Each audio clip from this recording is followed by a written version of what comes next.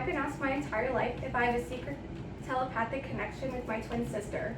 The absurd question, if you prick your finger, can she feel it too, has been asked more times than I can count. Anyone who knows my twin sister Kara knows that she is incredibly kind, extremely generous, and truly one of the funniest people you could ever meet. Today I want to pay tribute to a quality about her that is so rare and I cherish so deeply, her ability to connect. Kara builds connections like no one I've ever met before. Her personality and love is truly infectious, and anyone that she meets feels so connected and loved by her. Today, I'm going to be talking about both my connection with her as well as the way that she connects with others. Growing up with Kara, I've been able to watch her take small interactions and turn them into genuine relationships out of something so small. And it doesn't matter if it's some random cashier at a grocery store or a childhood friendship, she makes everyone she meets feel so deeply understood and appreciated. So let's get to know Kara through my eyes. Being a twin is much stronger than just being a sister. It's a deep-rooted connection that really can't be described. I always say that it feels like there's a rope tethered between us at our hips, so no matter how far away we are, we're always tugging each other closer. So I remember growing up when we were really little, maybe 6 years old, we dedicated Sundays to Twin Day and treated it like it was an actual holiday that everyone around us had to celebrate with us. I remember we naturally created a secret handshake, secret language that only we could understand, but of course it was absolute nonsense. It was something that was so special to us that helped us grow our relationship and feel like we had a special connection that no one else could compare to. She had always taken such good care of me when we were growing up. Despite our typical sister spats, we'd argue over stealing each other's clothes, we'd argue over making each other late for school, and she'd always fight me on what music I would play in the car because she hated my country music.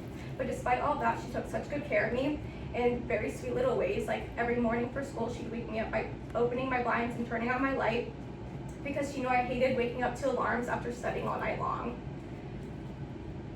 Even though our connection has a perk just by the way that we are twins, she takes it a step further than that in the way that she always makes me feel deeply understood, even without me having to explain myself.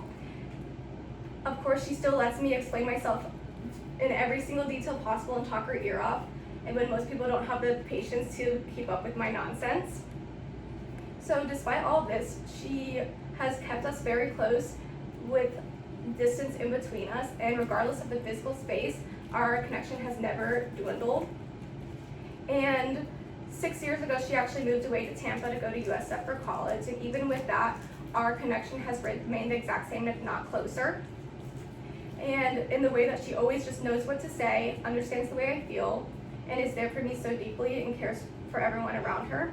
So as you can see, she is much more than just a sister to me, but in the way that she connects with everyone around her, she has this quality that only the best kinds of people have.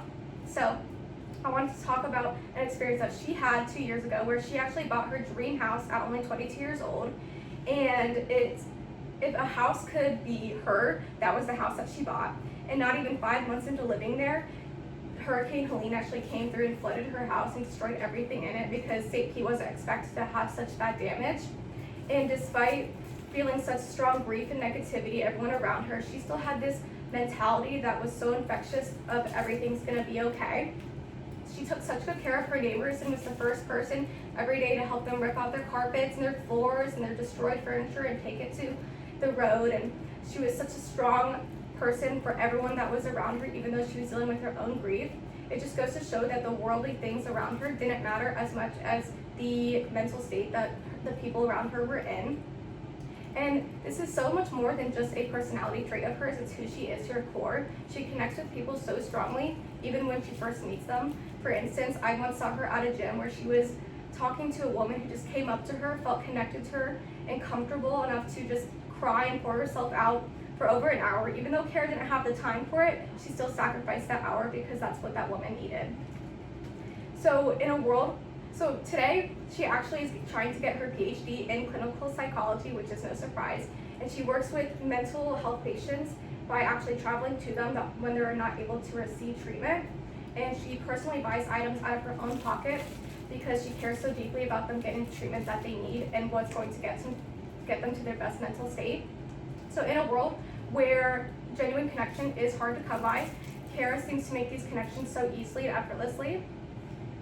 Today, I discussed the ways that she is able to create connections with everyone else, as well as the unique way that our relationship has been made, and how she gives empathy and value to everyone around her. It is so rare to meet someone that has such good connection, is able to have this quality of drawing people in. It's a way that's indescribable, only can be felt. So while I was lucky enough to be born with a Kara, I hope you're lucky enough to meet a Kara in your lifetime. Thank you.